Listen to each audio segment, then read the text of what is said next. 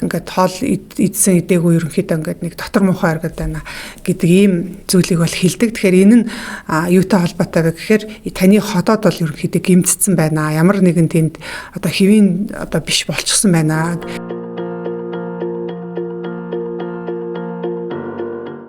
За бичлэг хүрж байгаа энэ өдрийн мэндийг хүргье.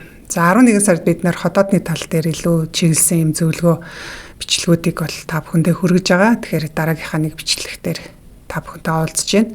За тэгэхээр өнөөдөр би болохоор юу ярих гэж байна гэхээр ер нь хотоод нь гэмтсэн байгаа хүмүүстээр яг хизээд тийм ээ хоолны өмнө зарим хүмүүстээр зовир илэрдэг, зарим нь хоол идэхээр зовир илэрдэг гэх жишээний. Эсвэл бүр зарим хүмүүс ерөөс миний хотоод дээр ерөөс өвдөж мэдрэгдэх юм байхгүй. Гэхдээ өөр зовирууд бол бас байдаг гэсэн иймэрхүү байдалтай бол ярьдаг тийм ээ. За тэгэхээр энэ бол юутай холбоотой вэ гэхээр ер нь бол хотоодны айл давхрах дээр эсвэл хотоодны айл хэсэг дээр гэмтэл хэр хэмжээнд байгаа вэ гэдгээс хамаарна. Дээр нь тэр тухайн хотоодыг гэмтэж байгаа шалтгаанууд нь юунаас болж байгаа вэ гэдгээс бол шууд хамаарна. Гэхдээ бас нэг зүйлийг ойлгох хэрэгтэй. Тэрний үедгүү гэхээр яг ижил шалтгаантай хоёр хүн байлаа гэхэд тэр хоёр хүнд илэрж байгаа шинж тэмдэг зовирууд нь бол өөр өөр байж болдог. Тэгэхээр бидний бие махбод гэдэг чинь бол хоорондоо бол маш их ялгаатай. Дээр нь хүн болгоны одоо яг өгөгдлүүд нь өөр. Тэгээ амьдралын хэм маяг нь бол хоорондоо харилцан ялгаатай байдаг. Тэгэхээр энээсээ болоод тухайн хүнд одоо илэрх шинж тэмдгүүд зовирууд нь бол харилцан адилгүй байгаад байгаамаа. Хэрвээ та манай өмнөх зөвлөгөөг үзчихсэн бол хотоодн дээр үүсэж байгаа гэмтлийг бид нар шархлаад өрөвсөл, шархлаад бус өрөвсөл гэнэ гээд хоёр үндсэн хуваачаад байгаа. Тэгэхээр энэ болгонд бол авах арга хэмжээнүүд нь бол өөр үүдэг. Тэгээ дээр нь тухайн хүн дээр илэрж байгаа зовир шинж тэмдгүүд нь ч гэсэн харилцан ялгаатай байгаа. За шалбархаад өрөвслийн үед бол ерөнхийдөө үндсэндээ илэрдэг шинж тэмдэг нь болохоор хотоод өвддөг. Яг өвдөж мэдрэгдэн өөрт нь тийм ээ. За ер нь өвдөх байдал нь бол мэдээж хүн хотоод бол хаана байрлаж байгаа мэд бид нэр хөвлийн ерөнхийдөө зүүн талд байрлаж байгаа. Гэхдээ ерөнхийдөө аюулхай орчим, хөвлийн орчим өвдөж мэдрэгддэг. За мөн өвдөхгүйгээр бас янз бүрийн тавгүй байдал бол үүсч болно. За тэгвэл энэ хотоод шалбарсан байгаа хүмүүстэй нийтлэг байдаг. Одоо шаналгаа нь болохоор юу гэдэг вэ гэхээр хотоод халуу, оргих, төөнөх юм мэдрэмж төрдөг. За зөвхөн одоо өрөвссөн улаагаа тэг одоо баг зэргийн гэмтэлтэйгаа бол ер нь хүн бараг мэдэхгүй. Ер нь бол мэдрэгддэггүй. Яг тэгэхээр хүний хотоодны салт бүрхүүл тэр өвдөлтийг мэдрэх тэр мэдрэмж бол төрөхгүй гэмтэл үүсгэхэд салтын доодох давхрах дээр очисон тохиолдолд тэгээ цаашлаад булчин давхрах дээр хэрвээ гэмтэх тохиолдолд ерөнхийдөө саяны хэлээд байгаа тэр хотоод халуу оргих, төөнөх мэдрэмж төрнө. За энэ зовир нь ер нь бол өдрийн, хоногийн одоо айлч цагт илэрч болдог. Хэдий ч ерөнхийдөө хүмүүсээс ингээд асуумж асуугаад таны хотод яг хизээ тийм зовир илэрж байна вэ гэхээр ихэнх хүмүүс болохоор яг хоол эзний дараахан эсвэл хоол идээд хэсэг байж байгаа зовирлтаа гэж хэлдэг. Энэ нь юутай холбоотой гэхээр хүн хоол идэхээр тэр хоолыг боловсруулах гээд тодорхой хэмжээгээр одоо шүүрлүүд ялгаруулсантай холбоотой. Нэгэнд нөгөө хотоодны хананд шалбархаад өрөвсөл, шархлаа одоо үүссэн байгаа. Тэр зүйл дээр нь өөрийнх нь одоо тэр хоолоо боловсруулах шүүрлүүд нь очиж хүрэхээр мэдээж энэ бол тэр хүнд шаналгаа өгнө. За тухайлах юм бол хотоодны одоо дээд хэсгүүдээр өөрөөр хэлбэл хотоодны ёроол, хотоодны их бие хэсэг гэж байдаг. Тэгэхээр энэ хэсгүүд хэрвээ таны хотоодн дээр гэмтэл үүсчихсэн юм байгаа бол яг одоо хоол идэл шууд өвдөлт мэдрэгдэнэ. Одоо хоол идээгүй үед бол шаналгаа байхгүй байж яснаа юм идээд ирэхээр зовир мэдрэгдэг. Тэгэхээр хэрвээ та яг иймэрхүү байдалтай одоо зовир тийм ээ хоол идэнгүүт зовир мэдрээд хоол идээгүй зүгээр байдаг бол ер нь таны хотоодны дээд хэсгүүдээр гэмтсэн байх ийм өндөр магадлалтай. Тэгээ хэрвээ та хотоодод орондуулж исэн бол дурангийн зураг хараад үзээрэй. Тэн дээр ерөнхийдөө эмчнэрийн дүгнэлтэн дээр аль хэсэгтэр шархлаа, шалбархаа үүссэн байгааг бас тэмдэглэсэн байдаг шүү. За хэрвээ таны одоо хотоодны доод хэсгээр гарах хэсэг, нулуур хэсэг, баг махирч гэдэг юм уу энэ хэсгүүдээр хэрвээ шалбархаа шашхлаа ямар нэг юм гэмтэл үүссэн байгаа бол яадгүй гэхээр хоол идээгүй өлөн байгаа үед хоёр хоолтын дунд зовир өгснөө яг хоол идээд ирэхээр зовир нь багасчдаг. Тэгэхээр эсрэгээрээ байгаа биз тийм ээ. Өөрөөр хэлбэл таны хотоодны дээд хэсгээр гэмтэлтэй байгаа бол өлөн үедэр зүгээр байсан мөртлөө яг хоол идэхээр зовир мэдрэгддэг. Харин хотоодны доод хэсгээр гэмтэлтэй байгаа бол өлөн үедэр одоо зовир мэдрэгдээд ерөнхийдөө хотоод төөнөх халуурах мэдрэмж төржсэнаа хоол идэнгүүт зүгээр болчдаг. За тэгэхээр одоо энэ Энэ тохиолдолд одоо хүмүүс яадаг вэхээр нөгөө одоо өсөглөн гастрит гэж нэрлэдэг те. Тэгэхээр ийм хүмүүс бол ер нь бол байнга л юм идмээр санагддаг. Ялангуяа ингээд хоолыг бол ерөөсөө байнга л тасралтгүй ингээд идэл хоолч юу ах уу да ерөнхийдөө ингээд нэг шир зугаа зүйлийг ингээд идээд яваад байдаг.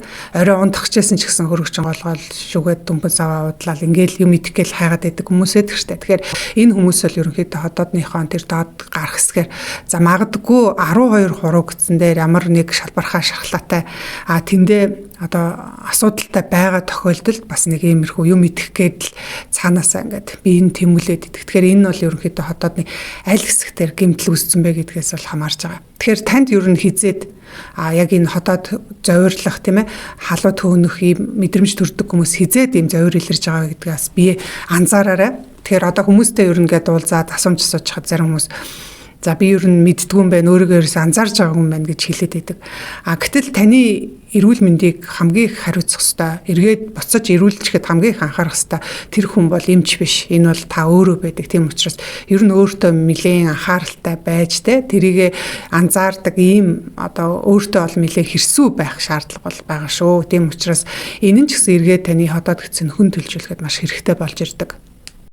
За мөн одоо энэ хотоодны шалбархаад тэ шархлаад үргэлжлэлтэй юм хүмүүстэр бол аюулхай орчимд нь одоо яг энэ аюулхай мөгөөрснийхэн цааталт нь хөндөөрлөдөг гэж хэлдэг. Тэгээд цээж нь хорсдог зарим хүмүүстэр цээж орчим бол хөндөөрлөдөг гэж хэлдэг. За энэ бол ихэвчлэн тэр зөвхөн хотоод биш мөн улаан холоон дээр төгсгөл хэсэг дээр ямар нэгэн шархлаад өрөвсөл байгааг бол илтгэж байгаа. Тэгэхээр энэ улаан холоо хотоод хоёр бол ахын төс эрэхтэн. Тэгэхээр нэг нь өвчлсөн бол нөгөө нь ерөнхийдөө бас гэмтцсэн байж идэг. Тэгэхээр одоо сөөргөтөө хүн бол хотоод нэв ирүүл сөөргөтөө байна гэж юусоо байдаггүй. Сөөргөтөө хүн бол заавал хотоодны ямар нэгэн асуудалтай байсан тохиолдолд сөөргөтөө болцсон байдаг. Тэгэхээр энэ хоёр нь зэрэгцэж байдаг учраас хэрвээ аюулхай орчинд завирлаад ийм сөөргөө шинж тэмдэг илэрж байгаа бол таны хотоодн дээр ямар нэг шалбархаад шархлаад өрөвсөл үүссэн байх ийм өндөр магадaltaй шүү.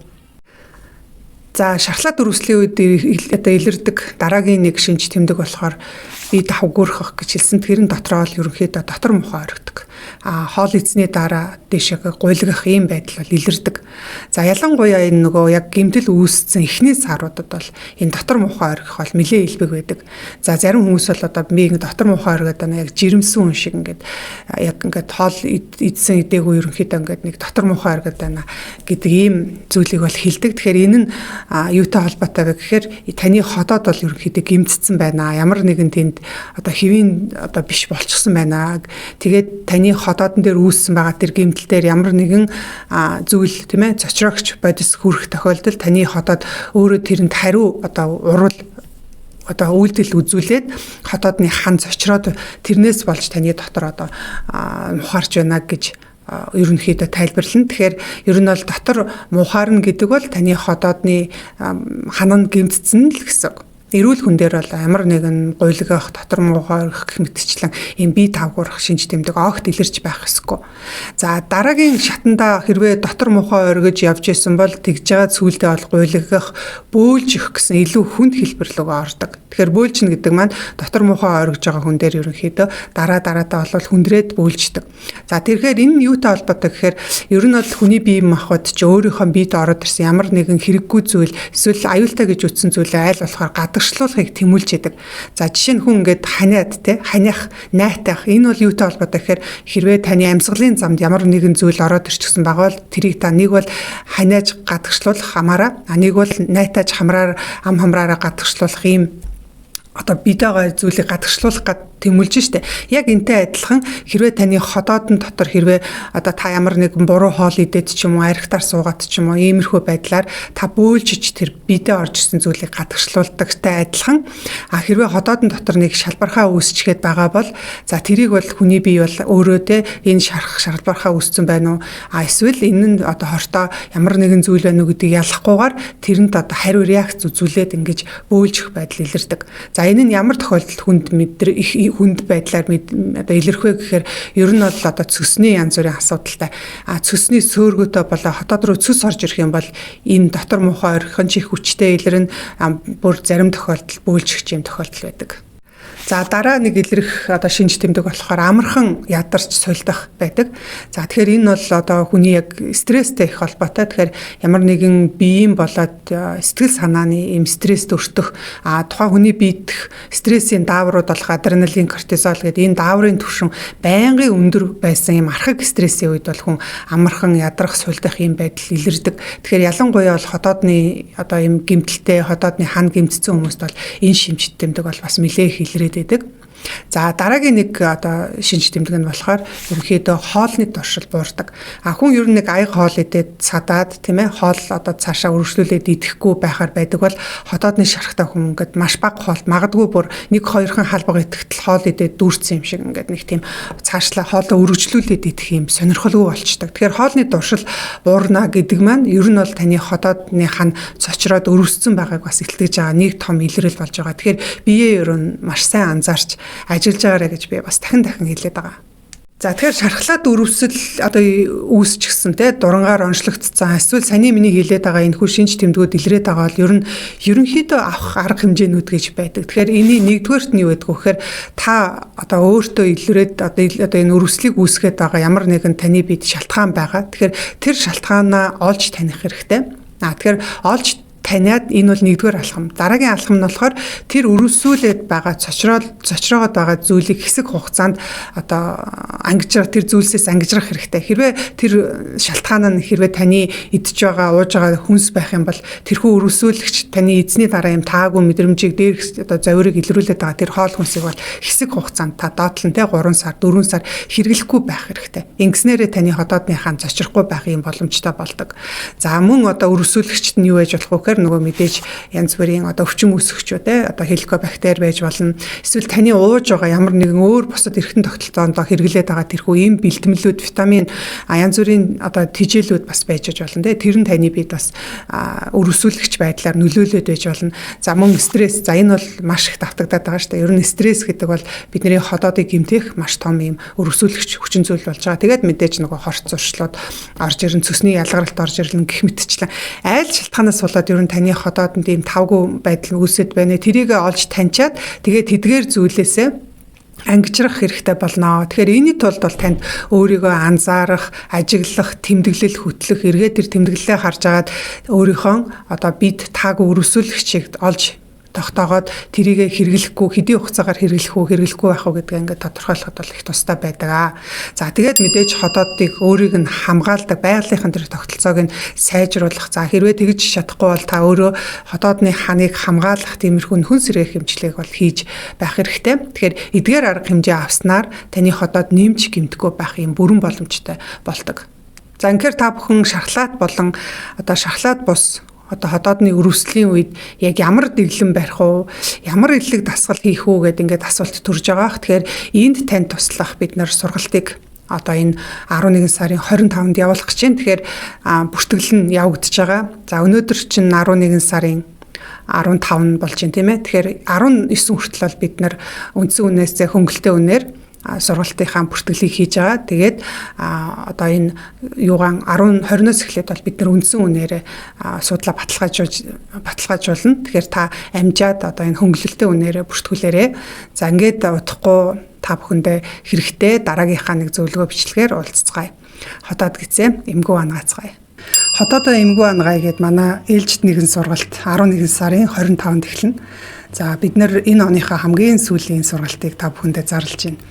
Тэгэхээр 5 өдрийн туршид та өөрийнхөө хотоод гиснийхээ үйл ажиллагааг яаж хэвийн болгох вэ гэдэг тал дээр хэрэгтэй маш олон зөвлөгөө мэдээллүүдийг хүлээж авах болно. Хэрвээ та хотоодны ямар нэгэн улаалт өрөвсөлтэй түүнийг яаж ангаахаа мэдэхгүй яваад байгаа бол таны хотоодн дээр шалбархаа шархлаа байгаад таны хотоод хатангашаад эхэлчихсэн байгаа бол танд хэрэгтэй тэрхүү мэдээллүүд танд очино. За та хэрвээ энэ сургалтын талаар мөн хэрхэн бүртгүүлэх талаар илүү дэлгэрэнгүй мэдээлэл авахыг хүсэх юм бол комент хэсэгт нэг гэ бичээрэй. Тэгэхээр бид нэр яг энэ хүмүүстэл дэлгэрэнгүй мэдээллийг хувийн чатаар нь хүргэх болно.